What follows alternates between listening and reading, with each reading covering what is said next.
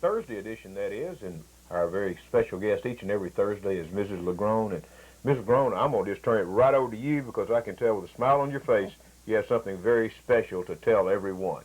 We have the announcement to make this morning. The governor is to be in Carthage on the 15th of October. We will have a speaking and dedication of our restored jail building at that time at Q.M. Martin Auditorium at the college, because we need a place that'll take care of a crowd. And then we will follow this. We'll have a big day that afternoon, but it won't be long enough for everybody to get to visit the jail building. So we're going to have a second day on the original date that we had planned to have open house. We're going to have it on the 26th of October. But the governor will arrive on the 15th. The governor will be here on the 15th, right, be coming in with escort. We don't know for sure yet whether she'll fly into Carthage or come in a motorcade into Carthage, but she will be in Carthage, barring some catastrophe, on the 15th. That will be on a Tuesday, and the people at Panola College have been most gracious to open their doors for us, and it will be approximately 3 o'clock. We'll get a definite hour, but the public is invited to be at the auditorium on Panola campus at 3 o'clock on the 15th.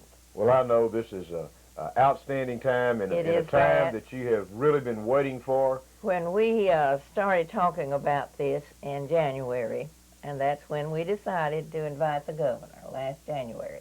But you know what a year it's been at the legislature, and no positive answers were given to us, and we have just been in hot water the whole year about, well, is she coming, or we're going to have to get somebody else at the last minute? Well, we finally have the word that it is on. Everything says go. And her day will be a busy one that day. She will speak at Houston at 8:30 at a news forum and breakfast in Houston. At 11:30, she will speak at Stephen F. Austin University at Nacogdoches in a conference with the student forum of the university, and then she will speak at a luncheon on the campus of the university at Nacogdoches. And then after that, come on to Carthage. We're not sure whether her plane will bring her or whether they'll come from Nacogdoches by motorcade. Anyway, after the lunch time at Nacogdoches, she will be with us then. And we're scheduling it for approximately 3 o'clock until we get specific time. Very good. We will greet her and her party at the old jail, but it will be for only a few moments for her to see what we have done, so before she speaks, she'll know what this is all about. Because of the crowded facilities and the parking problems down there, we won't try to put the crowd there.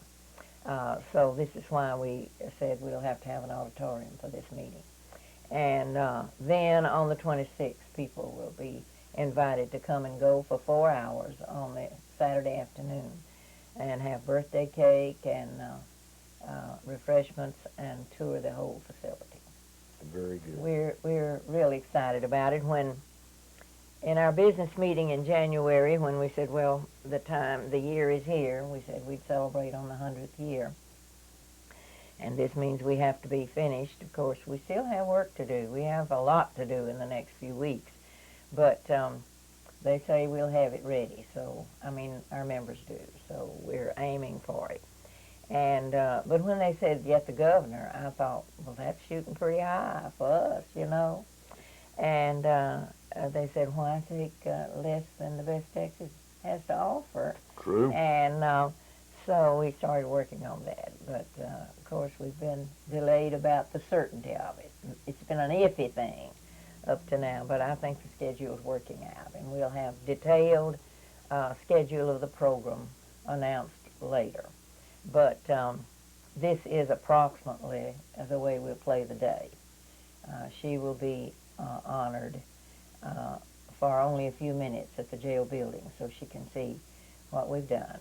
And then we'll be hosts to all the guests on the 26th there.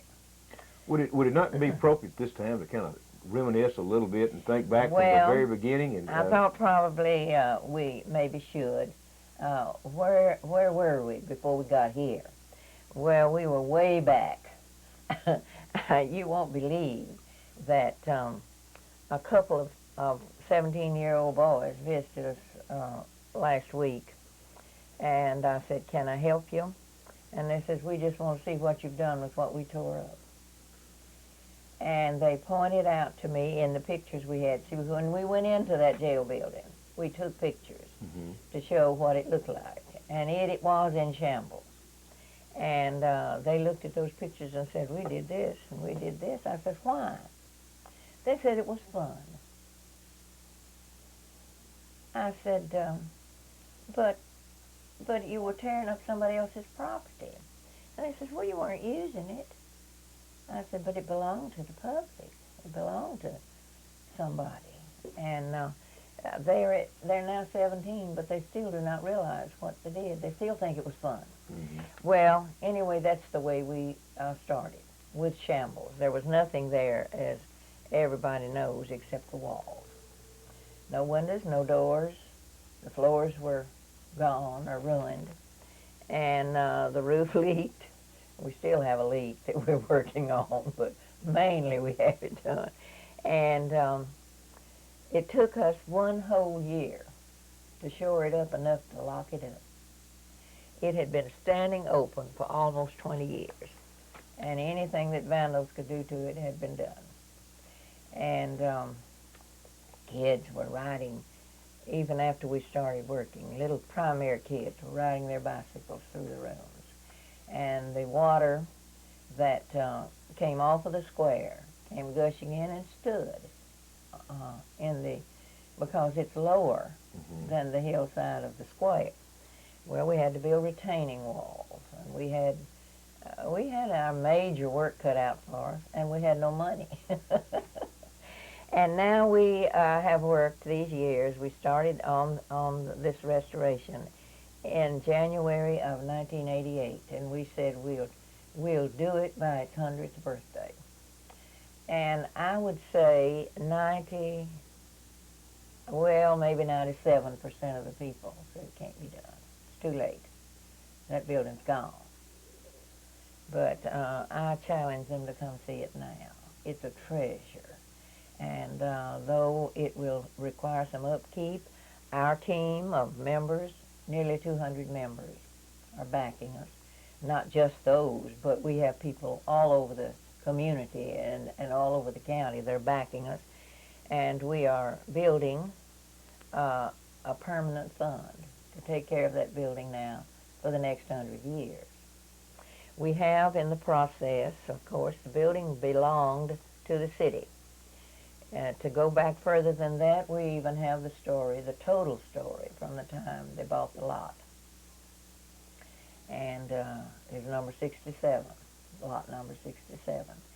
And I have a sheet I'll leave with you on the details of the purchase of that lot.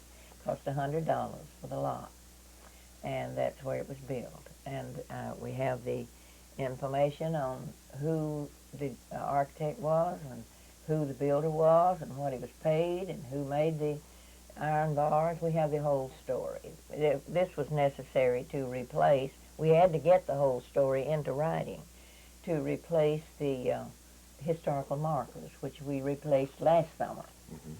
And it is a national shrine. And so we have both state and national markers by the door. We had state marker on it from former. You know, it was opened back in the early 60s for a museum, but it just lasted a short time.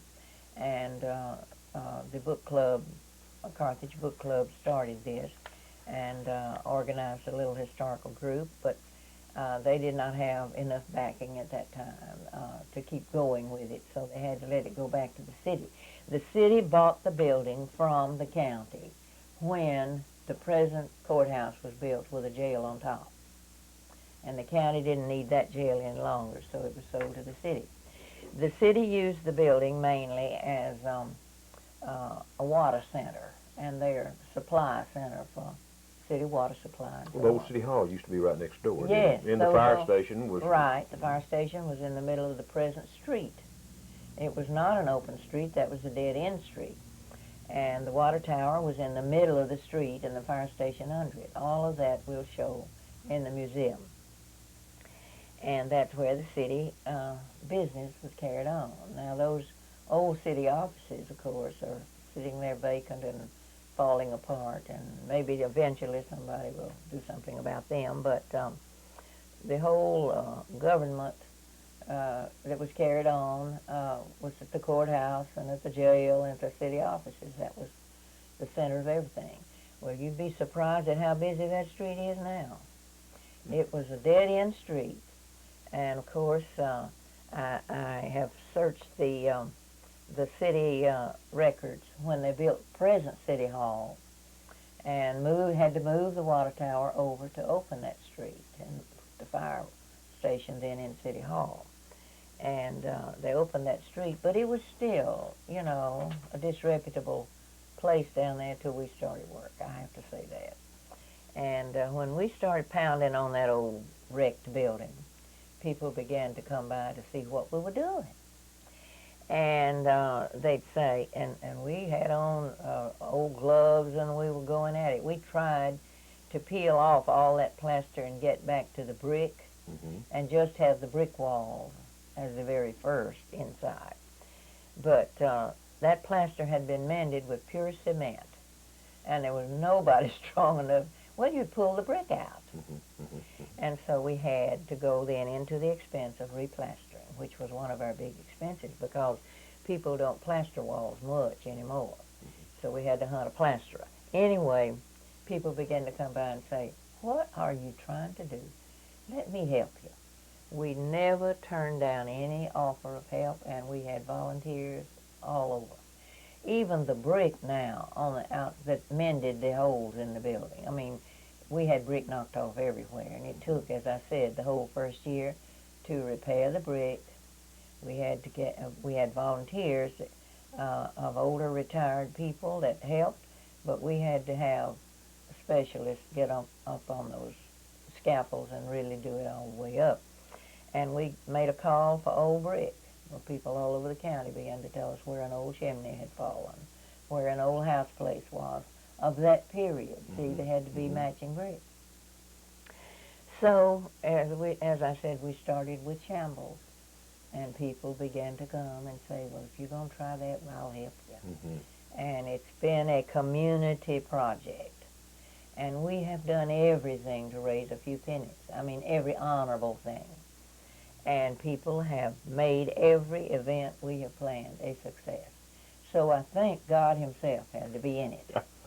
Certainly watching over you, for Certainly sure. watching over us and bringing us good fortune in every bit of it. And we said in the beginning, we'll aim for two things. We had two goals. Save this oldest building in the vicinity, and it is the oldest. Save the building for posterity. There's no point in destroying everything of yesterday. We need something to remind us. And then we had to have a roof over our library. And we had had all kinds of problems with getting a genealogical library, and my belief was that the time was right to get it, and no small towns in this area had attempted such a thing. But I felt that it could be done, and I had a lot of friends that joined in that. And so we got that library started as we started the building. And that we were pushed out of the Heritage Hall library, and we just took our marbles and went to another place. And we started running that little library in one-room studio of Lovell Kelly's over here in the Kelly building on West Sabine Street. And there we ran it 2 days a week until we got 3 rooms at that jail in shape to move to it. And we moved to those 3 rooms. in July of '89. See, that's a year and a half after we started. And we used those 3 rooms until we could get the rest of the ground floor open. And got all of the ground floor. Of course, we still have things to do, and will, but we have it in usable shape now. And only last year did we even tackle the upstairs. And we have put new ceilings in, repeat. Now the ceilings downstairs are the same original ones. Especially those vaulted ceilings cannot be replaced. And but the upstairs ceilings were not so old. They had been replaced sometime in the past. So we just put new ceilings, all repainting job up there and mending, sanding keeping all the cells as they were, but sanding them down enough to repaint them. And we will have museum exhibits in all those cells, hanging on them and in them and everywhere. And the front part of the upstairs is being developed by the Q.M. Martin Art Society, honoring Mr. Q.M. Martin. And they have taken it upon themselves to get it carpeted. And we've gone ahead and finished it up and painted and put in the lighting, special lighting for the paintings. And so the upstairs will be a combination of a museum tribute to Mr. Martin, and then the main jail part will be a general recognition of law enforcement from the beginning, but not just law enforcement alone. We will honor the 12 sheriffs who were wardens of that jail, so to speak. We are trying to have all 12 pictures, photographs of them, and the families have been very cooperative, except for 3. And the 3 we do not have. Now, it's our hope that we'll still get them. And their names will be under their pictures with the years they served as sheriffs of the county. And this is one part of it. We have a military collection that's going to be a showplace.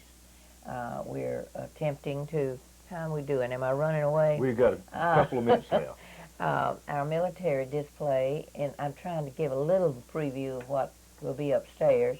The military display will go entirely across the back of the jail building, and it will honor the veterans of the Texas Revolution and all wars since. And this is a museum itself, just the military part.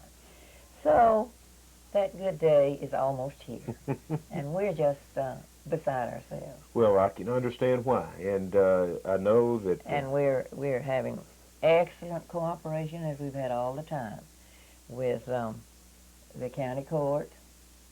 Judge Cordray has been right with us all the time. All of the team there.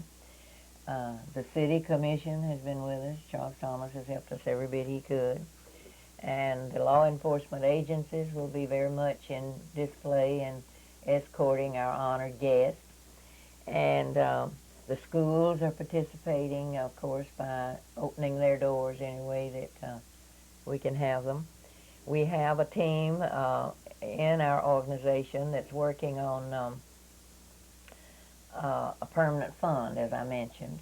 And they have completed and sent back to the printers the cookbook, which is to be here by the 1st of December for a Christmas celebration. And this money will go into the permanent fund. Any funds that they have above cost will go into the permanent fund. So things are boiling for us.